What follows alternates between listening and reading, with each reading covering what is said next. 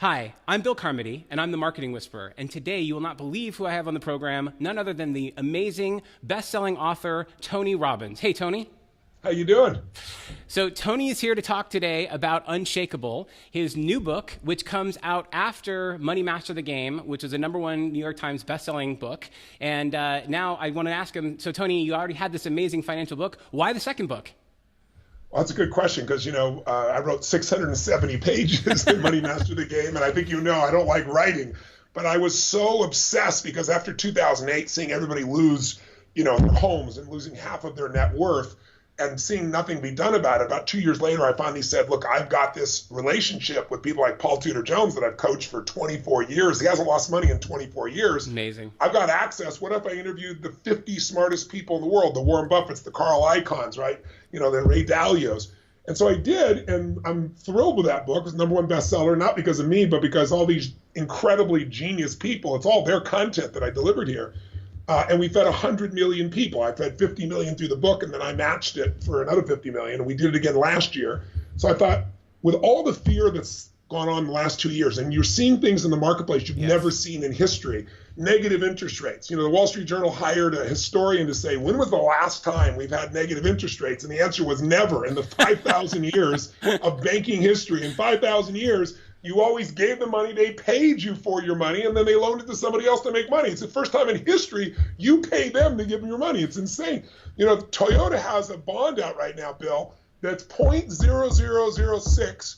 It'll take 69,000 years for you to double your money if you invest in that bond. People are buying 50-year Italian bonds for 2.4%, and it's oversubscribed. A government that doesn't last very long, that's not very stable.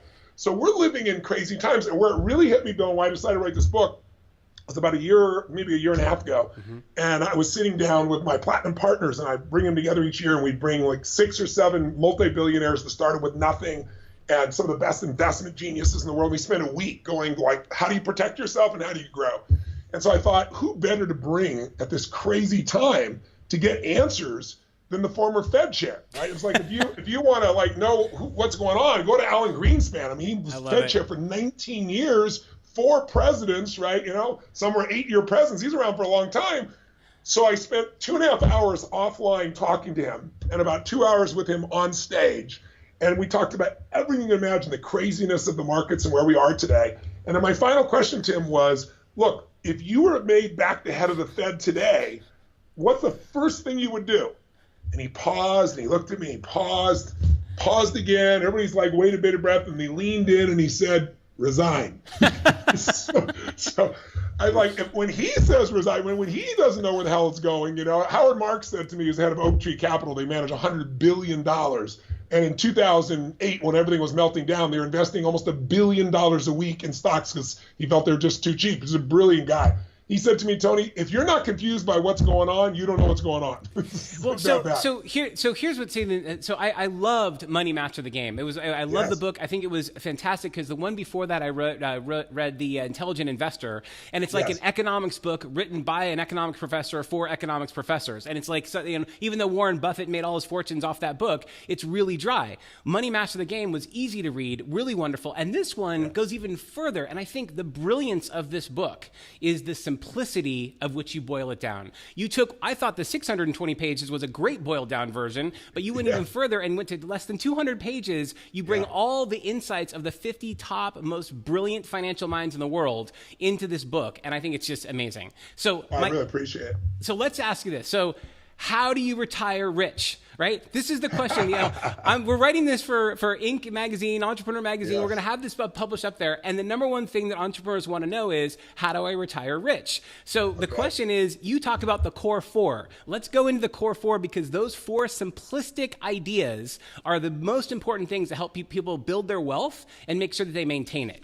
There are so many things that can mess up your business even when you're brilliant. I mean, the government can change a rule instantaneously. Your Airbnb or your car sharing experience, one of our car sharing companies, I'm blanking out besides Lyft, what am I thinking of? Uber, and they change the rules and you're out of business in that country or that city or that state, just one example, or new competition or new technology. all these things can disrupt. So I teach people how to take advantage of all those opportunities, but you got to have a business. And the way you get that business is really simple. No matter how much you're pouring into your business. Someone taught me this years ago, Ken Blanchard, who wrote the 1 Minute Manager. Yep. Years ago, I helped him take 5 strokes off his golf game. I don't play golf, and he thought I was God. So he said, I got to give back to you now. I said, well, how do you want to give back? He said, you're about to, put out your first book. It was Unlimited Power. I was 24. And he said, I'm going to give you the best financial advice that was given to me. And he said, a business will always spend whatever capital is available. Because when you're growing your business, the demand is always there. And he said, so what you have to do is take some money off the table that the business never sees. And he said, this guy told me before I wrote 1 Minute Manager, the business will get the benefit of that book, like all the customers, but all the income should go into a separate account that you never touch, and it just gets invested. You don't spend it.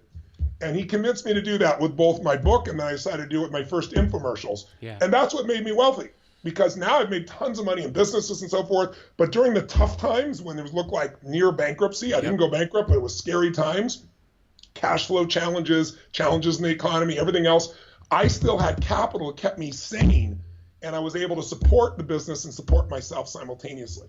Now, correct me if I'm wrong, but you call that the wealth tax, right? You tax yourself so that you can retire and be wealthy, right? Without a doubt. And, the best example of that I actually wrote about in Money Master the Game, which was Theodore Johnson, just so people know. Most people think I'm going to get rich by growing my business, and I totally support that. I mean, we're running a new contest called Build a Bigger Business. If people go to www.shopify.com/Tony, we've got a new contest, costs nothing to join, and I send you all my material to train you, and if you have a $1 million to $50 million business, we'll help you to grow. But the wealth tax is, this guy works for UPS, Theodore Johnson. He never earned more than $14,000 in a year. That's the most he ever earned, and he retired with $70 million. Insane. Gave away $35 million, was alive. And how he did it was, a friend of his said, I'm going to make you rich. We're going to put a tax on you, a 20% tax. He goes, I can't spend 5% of my money. I need every penny. He goes, you'll adjust. If the government came along and said there's a 20% additional tax, you'd scream, you'd yell, and you'd pay it, and you'd adjust. Right. So he got him to do that, and that compounded is what put him to $70 million, never making 14 grand. So you want to be in business, but in order to do that, the old phrase that when a person with experience meets the person with money, the person with the experience ends up with the money, and you end up with experience, right? That's right. So this book is designed to change that. Now, let's talk about the core four. Core four. The first step, if you haven't done it, which I assume most people have, is you've got to decide that you're going to become an owner and an investor, not just a consumer. You've got to take a percentage of what you earn and set it aside. Now, it's hard for business owners because they're pouring everything into the business. But you and I both know the biggest mistake in finances, everybody knows, is you can't put all your eggs in one basket. And yet most of us do that with our business. So my number one reason I'm joining you right now is I want to get them to set up another account if they haven't already. I want them to automate that account. And then these books will show you how to create the asset allocation you want. Right. Or you can go to, my co-author of this book, by the way, is Peter Mallouk. I never co-authored before, but he's my partner in business. He owns Creative Planning. I'm on his board. I'm the head of investor psychology for the firm, and I'm his partner in businesses. So his business has grown from the $500 million business in 2008 within 2 years with absolutely no advertising. He took that business to $2 billion. Now it's $23 billion. Partners. And the reason he grew it is because he warned people what was going to happen during the crash. He didn't know when it was going to happen. He said, here, it's going to happen. And when it happens, this is what we're going to do so you don't lose 50% or 20%. And here's what we're going to do to take advantage of it. So I want people to know there's a plan in here for that. But one of the things I did when I interviewed all these people is I said, come to your core four, is I'm interviewing like Sir John Templeton, who made all his money when blood was in the streets. Right? He waits till the worst time, and he believes maximum pessimism. You interview somebody like, my friend Paul Tudor Jones. I've been coaching for 24 years. Paul's a macro trader. You go over to Carl Icahn. He's an activist investor. They all do it totally differently. So what I found, though, is there are 4 things that they all obsess about, even though they're different. And if you do these 4, they're like the mini checklist for deciding what you're going to invest in. I mean, how to invest in those things are different, but what to invest in. Right. And the 4 are really simple. Number 1, you have to, these guys are not obsessed about making money, which you would think they are. They're obsessed about not losing money. Right. And the average investor is, how do I make money? They know that if a market drops, a crash drops 50%, you don't have to make 50% to get even. You got to make 100%. You understand, Bill? If you got 100 grand and you lose 50%, you're down to 50, you say, okay, I'm going to grow at 50. That's only 75,000. You have to grow 100 to get even. It might take you a decade. So the way they do that is by creating an asset allocation, dividing up their assets in a way so that when markets drop, they never get hit. So that's number one. Number two, the one that's more sexy is called asymmetrical risk reward. Yes. Every single one of them are obsessed with it. And all that is most people think that if I'm going to be an investor and I'm going to make any money, I have to take these huge risks in order to get huge rewards. And it's quite counterintuitive to the opposite. And I'll stop right there for a second, because that's also what you're being taught, right? But the people that are the brokers, not fiduciaries, and we'll talk about that later, the people that are selling you the assets are like, well, you can't go out there and just expect to make a huge return without investing something. You got to risk it all to make something. And so we've been trained incorrectly that you have to risk it all to make anything, even 10%. So you risk $1 to make 10 cents. You're saying do the opposite. Risk 10 cents to make $1. And that's what the greatest investors do. And it's not easy for them to do by any stretch. It's hard to find those opportunities, but they focus on it. So, for example, Paul Tudor Jones, who I've coached for 24 years, hasn't lost money in 24 years. Paul's whole approach is 5 to 1. Yeah. If I'm going to invest $1, I'm going to risk $1 to try to make 5. That's a good risk. Yep. Right? Now, if I'm wrong, I can risk another $1 and still make 5. And guess what? I'm still up. He can be wrong 4 times out of 5, and he's still, he breaks even. Right. Kyle Bass is the gentleman who took $30 million, sounds like a lot, but he turned into $2 billion in 2 years. And he did it in 2008, 2009, worst time in history. But the reason he did it is he never risked more than 6 cents to make $1. So he could have been wrong 15 times, Bill, and still made money. It's amazing. So, or a really good example is, I just saw a picture of him a little bit ago. There's a TV screen somewhere in my back of my eye. I saw it somewhere. Was President Obama today was out there with my friend Richard Branson. He's doing kite sailing. But Richard is a perfect example. He risks his life all the damn time. He takes enormous risks on boats. About a month ago, he crashed on one of his bikes, and almost smashed his head in. He's always doing something crazy. But he doesn't take risks in business or investing. His risks there are minimum. His number one question in investing and in business is, how do we protect the downside? That's so right. When he went to go do the purchase when he went to open up Virgin Airlines, he's competing with some of the biggest firms in the world.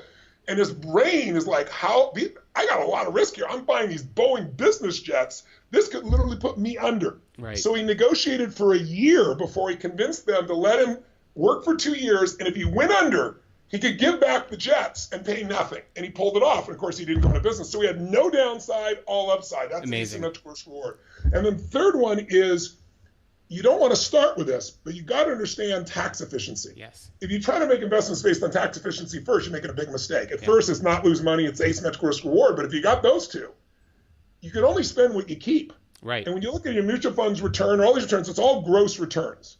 You got to look at fees and taxes to know where you really stand. And so you got to make sure you're tax efficient. And then the fourth one is obvious. It's diversification. It's only free lunch. Yes. So the gentleman, David Swenson, who's the head of Yale, CIO, Chief Investment Officer of Yale, took them 200 years to accumulate $1 billion for Yale. He turned into $1 billion into $25 billion in 2 decades. It's unheard of. He's the greatest institutional investor of all time. Yeah. He said to me, Tony, it's diversify, diversify, diversify. Diversify across assets. What most people do is they grew up and their family flipped houses, so they love real estate and flip houses until they get crushed. Right. Or their family loves stocks, so they love gold. And what Ray Dalio told me was, no matter what you like, if you don't diversify radically across the board, there's going to be a day when your favorite asset class, your real estate, your insurance, your gold, your stocks, whatever it is, your bonds are going to drop by 50% to 70%. If it happens later in life, it's too late. So you diversify amongst assets, amongst asset classes, amongst countries, and across time. Yes. Those 4 everybody has in common. And I use those in my checklist when someone's coming to talk to me about investments. Tell me how we're not going to lose money. It's not the question you usually hear, right? How are we going to diversify? What's going to be the asset allocation? Show me what the asymmetrical risk reward is. Show me how are we going to do this tax efficiency? And then how are we diversifying that? When those 4 are there, it gives you this checklist that's second to none in my experience. So it's brilliant. Those core 4 is basically how people, when implemented successfully, along with paying the wealth tax, you tax yourself first, take that 20% off the table, and then use those 10 core 4. Or 15, wherever they can start. That's right, exactly. And I also love your idea of the future cash. If you can't take 20%, start with 5% and promise every time you get a bonus, every time you get a raise, ratchet it up until you get to 20%, because everybody can can do this. The problem is if you don't get that discipline early on, you spend what you make, just like a business, right? So you need to be able to get in that position. So now, and when I tell people that are in business, by the way, who are watching right now, who maybe the business is not yet profitable or it's just barely profitable, and they're saying, Tony, I can't put this money aside. What I say to them is you've got to put this tax on yourself because you will adjust.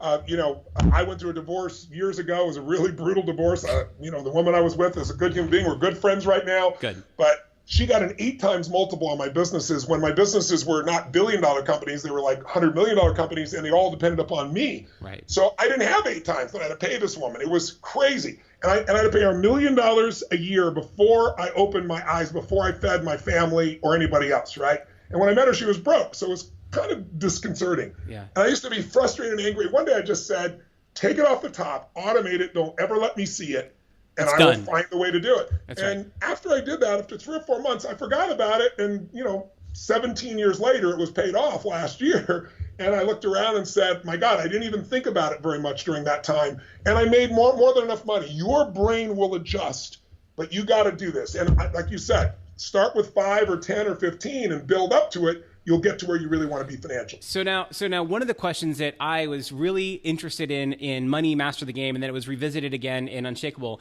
was the fiduciary standard, right? And the thing that's really important for me here is that I was so relieved in the first book that I went and I talked to my guy at Merrill Lynch, and I'm like, okay, he's actually a registered fiduciary. Okay, fantastic, check the box. And in this book, he said, but wait a minute, he's also a broker, isn't he? And I'm like, no! Oh, I know. Let's clarify because, very sophisticated business owners get screwed by more sophisticated investment people. Yes. And let's talk about who the investment people are for a second. So there's 310,000 people in the investment community, financial advisors, wealth advisors, but I think there's 225 different terms for a broker. Yes. That's what it is. And there's nothing wrong with a broker. A lot of brokers are high integrity people that really give a damn, but they work for the house. Yes. And the house always wins. See, these companies, these financial companies are not bad. They're just corporations whose job it is to maximize shareholder returns. That's right. So how do you do that? By charging you more and more fees and ideally not having you notice it so you don't object. And so the entire system is wired that way. So of the 310,000 people that are out there, 90% are brokers. Only 31,000, 10% of them are fiduciaries. Now, what's a fiduciary? It's a big word. The broker just has to provide investments he calls suitable. Suitable means it's a suitable meal. It's a suitable conversation. It's okay. It's okay, right? And what it is okay is he thinks it aligns with your goals. There's no way to enforce this. Right. But if you choose to be a fiduciary, that means you say, I don't take commissions. I'm not making money off of you. I am going to be paid for my advice to you. And my advice will be transparent because there's no secondary gain. That's right. I'm not going to lend you go to this fund over here because I get a 3% commission. Right. I'm just going to recommend what's best for you. And so that person is legally required to give you their best advice. So if they tell you to buy Apple this morning and they buy it after you this afternoon and they get a better price, they have to give you their stock. That's how strong the laws are. Yes. But it's this tiny group of people. So I wrote about it in the book. I donated 100% of the profits of the book because I told you we fed 100 million people. And then I built a platform with some technology people because the biggest problem is finding out what people are charging you because the challenge in this stuff is that most people think they don't know what they're being charged. And if they do, they'll tell me 1%. That's what their broker will tell them. Well, 1% is only one of 17 fees. The average mutual fund has 3.12% in fees, which still sounds small. It's only 3%. No, it's a lot. The difference between 1 and 3%, watch this. You got $100,000, you're 35. Your buddy has $100,000. You both put it in the market. You both invest in the same equities, the same stocks, through a mutual fund, but 2 different mutual funds. One charges 3%, one charges 1%. Well, at 30 years later, at 65, if you didn't add a dime, your $100,000, if you were charged 1%, is worth $762,000. Wow, 100 grand goes to 762, nice. Didn't add a dime, pretty damn good. Yep. But if you had the same stocks, but you pay 3% in fees, you got $452,000. You got 40, 50% less money, and also it's going to run out quicker. The guy that, managed to charge 1% in fees got a 762. He's taking out like 60 grand a year towards paying for things. He's going to have money till he's 92. The other guy's going to have money till he's 78. So, you're going to run out of money, and then what are you going to do? So it's so critical to manage the fees. And the fiduciary side, here's the kicker. So I write Money Master the Game. I'm proud as hell of it. It goes to number 1. People's lives are being changed. Everything I hope we feed 100 million people. I'm feeling really happy and satisfied. And then Peter Maluk, my now partner from Creative Planning, calls me up and says, Tony, I want to meet with you. You care so much about people, and the fiduciary standard is such a big piece for you. There's a gray area in the law that's being abused, and I really think you need to know about it. And I don't think clearly no one has told you, and no one's telling anybody else about it. So he flew out to LA, met with me, and he proceeds to tell me that a fiduciary, I'm saying to you, I'm telling you the best advice, I'm not getting anything out of it except my fee. And the fee is usually 1% or less, or a flat fee, whatever it is. Well, these fiduciaries, of the 32,000 fiduciaries out there, registered investment advisors, out of all of them, that 10% of people at the bottom, only 1.5% are not duly registered. Now, what does duly registered mean? It means that they're registered fiduciary, and they'll tell you, I'm a fiduciary, but what they don't tell you is I'm also a broker. So in the middle of the conversation where I'm telling you information that's only your benefit and you're feeling safe, I turn my hat over and now I sell you something that I'm making it not because it's best for you, but because I get a higher commission on it.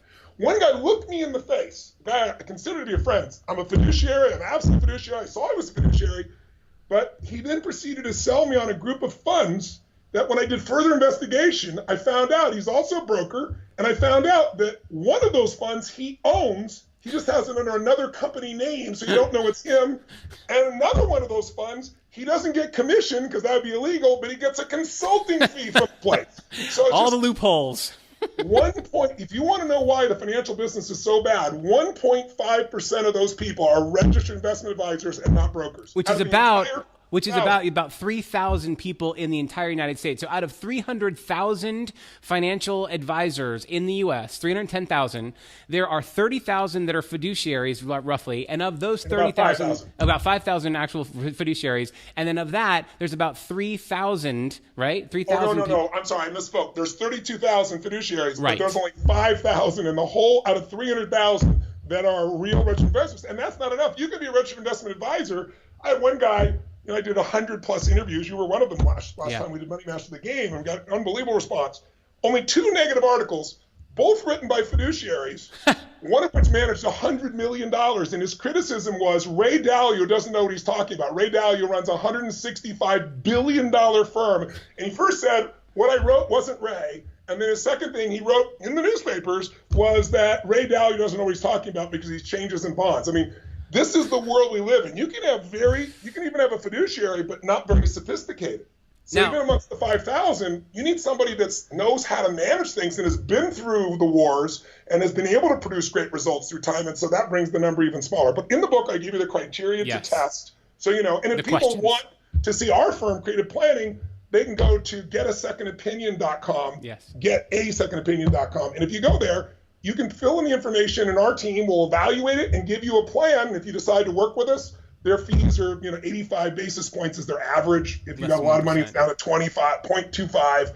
If you don't have a lot of money, it's closer to 1%. But the point is, they'll do the plan for you, and then you can work with us, or you can go do it on your own. Either way, but that's our way of adding value. And I got Peter's strength, so is billionaires have home offices. They usually have 10, 12 people.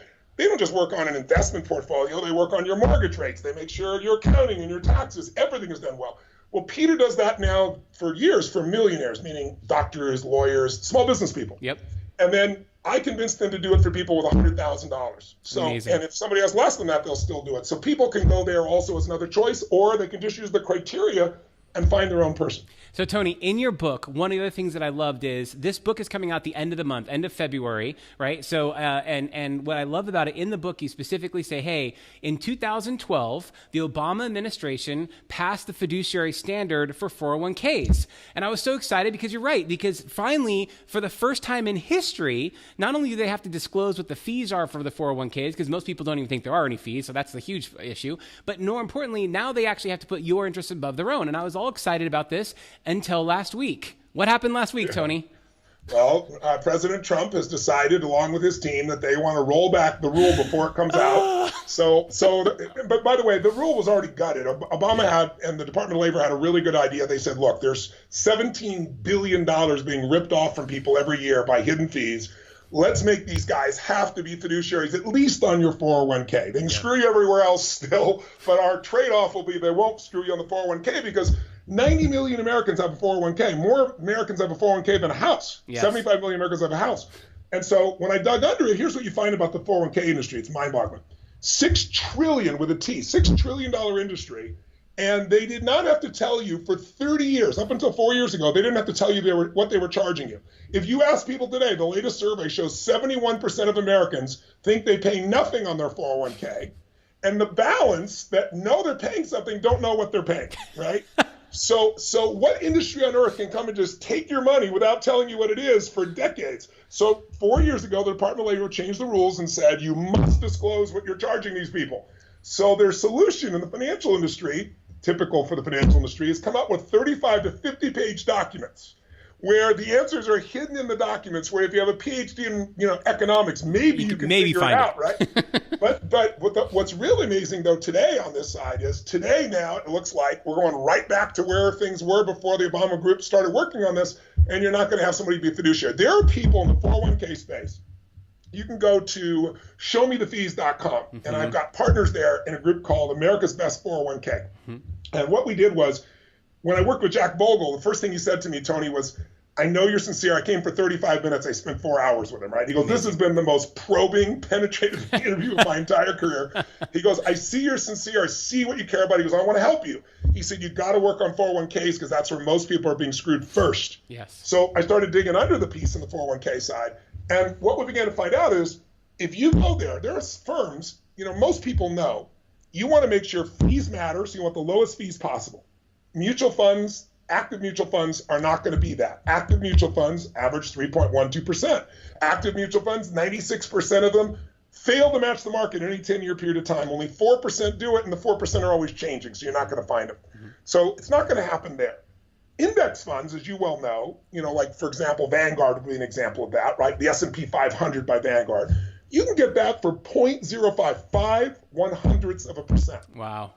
But if you go to your 401k, I can show you, because people, go to showmethefees.com, they fill in a couple pieces of information, we show them what they're really being charged, and we show them what it means over the decades, because it compounds, right? So we save $5 million for my employees, and we have the same stocks, the same products. It's like, do you want a Honda Accord for $20,000 or $900,000? It's the same car, right? That's what they do in this industry.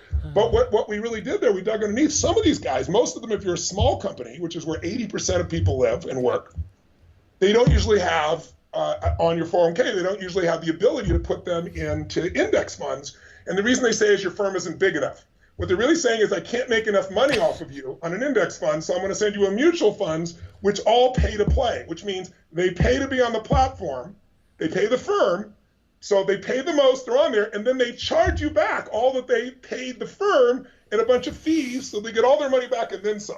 It's just mind-boggling. You'll see Vanguard that we get 0.05. One firm, I won't say which one, charges 65 basis points because they do allow you to have it. So they're marking up 0.05 to 65 basis points, like 650%. Some charge 3% to enter the program and 2% a year. Now, if you're making 6% a year and 3% is gone in fees, how are you ever going to get to financial freedom? It's not going to happen. And yet, when the actual fiduciary standard was repealed last week, and I quote, "This is a solution in searching for a problem. This is a solution in search of a problem." And that's what the Congress is telling us. They're like, we don't need this. So the presidential scratches the order. And then everyone says, yeah, it was never a big deal anyway. Thank you, financial lobbyists. So my whole thing is, I'm so glad that you put a big, bright light over all of this, because essentially you're one of the few people I know who break this down into very simplistic language. See, simplicity to me is the hardest thing in the world, because anyone can basically send you 50 pages of gobbledygook and say, good luck and hope you can figure it out. That's what they did to hide the fees in the first place. You took the time to interview the smartest people on the planet in financials and then bring it down, not to just to 620 pages, which I love then, but now to less than 200 pages to say, guys, this is what you need to know. If you want to know how to retire rich, you want to know what this is what you do. Here's the plan. But the best part is the final part of your book, which I think is by far the most valuable to anyone who reads it, and it has nothing to do with finance. It's about how to be wealthy on the inside. And truthfully, if you choose to be happy and you can basically be rich the moment you make that choice to be grateful. And I love that part of it, because I know people who they have $100 million in the bank and they're miserable, and you can't feel sorry for them. Well, there's nothing worse than an angry rich man or woman. Yes. You want to just bitch slap them, right? Exactly. No excuses.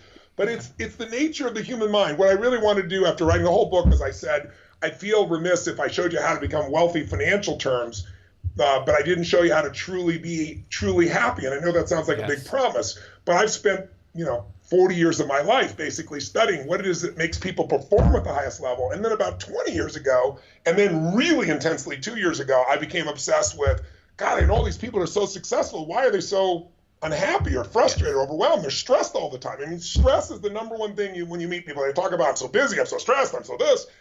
And so about 2 years ago, I've been studying so many different ways to help people increase the quality of their life. But I was in India with a friend of mine named Krishnaji, and he said, Tony, you know how you teach that if you have peak energy, if you're energy rich, the world is different. You think differently, you interact differently. If two people are in really high levels of energy and they're together, they're going to have a great relationship. Two people love each other in really low energy, they're going to say things and do things that'll mess things up in their relationship very often.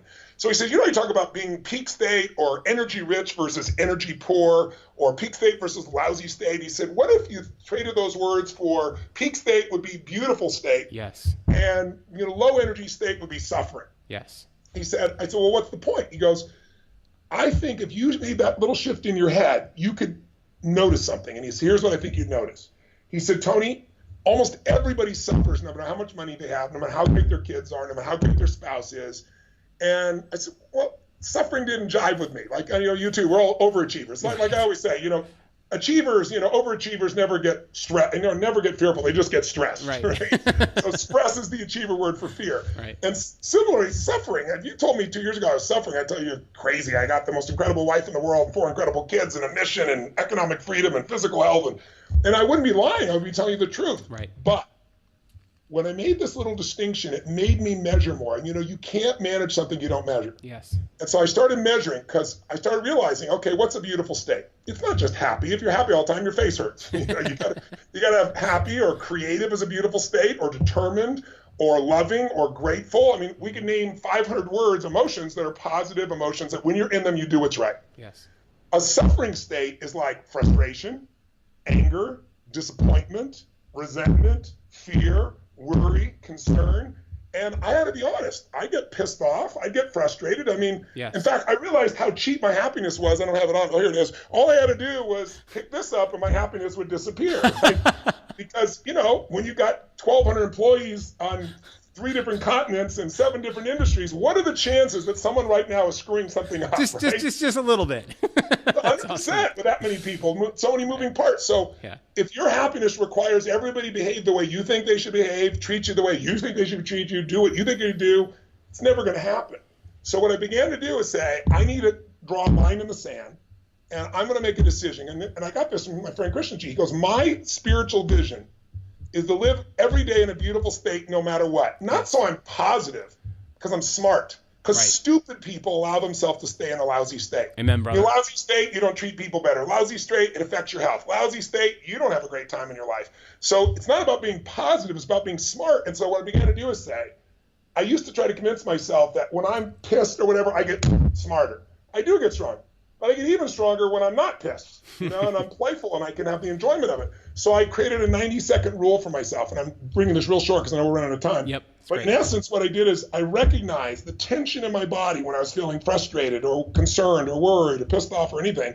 And the minute I feel that, I give myself 90 seconds to get out of it. And it's easy to get out of because all you have to do is change your focus. It's amazing. Even if we've all been to a funeral and everybody's crying, and then somebody says something about the deceased or tells a story, and you're not supposed to laugh, but it's so funny, and you go from crying to laughing your guts out, right? That's just by changing what you're focusing on. So all I did was every moment of our life, there's something to appreciate or enjoy. And when you appreciate and enjoy, stress disappears, fear disappears, all that shit disappears. So I find something right away. And what triggered me also was, again, Sir John Templeton. I asked him, what's the secret to wealth? Self-made billionaire. Yeah. Brilliant man and an incredible giver. And he said, Tony, you all know it, you teach it. And I said, well, I teach a lot of things. Which is it? And he said, gratitude. Yeah. He said, how many people do you and I know that are billionaires that are miserable? And he said, how many people do you and I know? I'm sure we both know people that have almost nothing financially and they're incredibly happy, like Fiji, as you know, right? The happiest people you ever meet, and anybody else would think they're in poverty. That's right. And the reason is because they're grateful. They're grateful for their health. They're grateful for the weather. They're grateful for their children. They're grateful for everything. And because they're grateful, they're rich. If somebody's got $5 billion and they're pissed off all the time, their life is pissed off.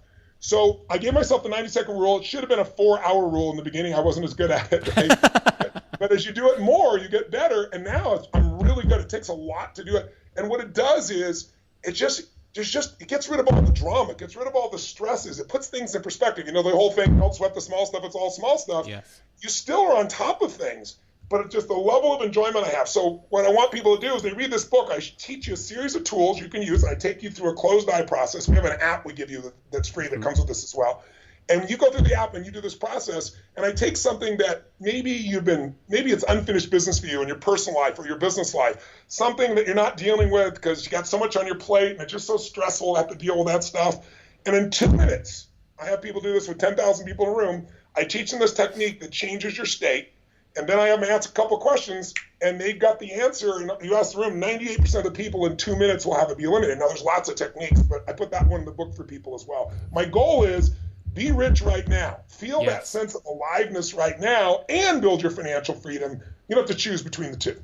So, Tony, you've been incredibly generous with your time. So, Unshakeable is on sale now. You can actually go to unshakeable.com to pre-order it. And when you do, you get a special gift, right? There's a free gift if you order it today. And it'll be out at the end of February. Is that right? Yeah, February 28th. February 28th. Listen, it's been amazing. Thank you so much. I always enjoy speaking with you. You are an incredible master. I appreciate everything you said and done, and I'm sure anybody who picks up this book is going to be thrilled. Last thing, every cent of the profit from this book goes to feeding America. So your goal in the next 8 years is to feed over 1 billion people. And so this book, just like the last one, this is not about making you rich. This is about helping people find wealth in their lives, both physically, financially, as well as emotionally. And all the money that comes from this book helps actually feed America, which is amazing. So thank you for that. Every book feeds 50 people to give you an idea. And if you decide to get more than one for your friends and so forth on our website, I have some other gifts for you.